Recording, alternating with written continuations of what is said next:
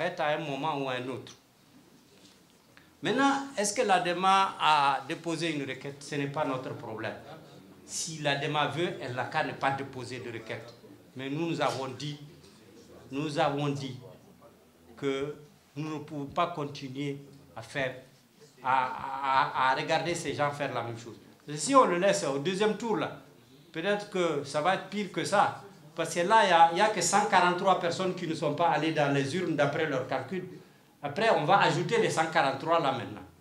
Il y aura, sauf si on veut sortir de la liste électorale, il y aura 5% de votants et 100% au RPR. Voilà. Les femmes et les hommes de la presse qui ont accepté de venir à ce point de presse, l'objectif que nous visons, c'est de dire aux uns et aux autres quelle est notre position vis-à-vis de cette élection qui s'est passée. Nous sommes un parti, comme nous l'avons dit, républicain et démocrate. Nous nous battons pour les libertés. Nous nous battons contre la corruption.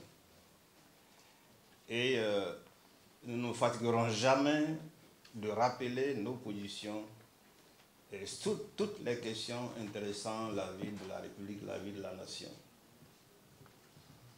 Pour ce qui concerne cette élection partielle dans Songo, c'est au gouvernement de prendre les décisions, de prendre les mesures nécessaires pour assurer la sécurité sur toute l'étendue de la circonscription électorale, d'assurer la quiétude des opérations électorales. Ça, c'est la responsabilité du gouvernement. Et ce qui s'est passé à Talatay, c'est de la responsabilité du gouvernement. Et nous exigeons que chaque fois qu'il y a élection, que le gouvernement prenne toutes les mesures nécessaires pour que ces élections se passent dans la quiétude, pour que les populations puissent y aller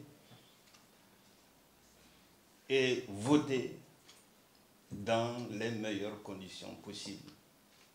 En tout cas, nous dénonçons ce qui s'est passé à Talatay et nous dénonçons l'incapacité du gouvernement de n'avoir pas pu assurer un vote libre, le vote à Talatay. Ensuite, concernant les irrégularités,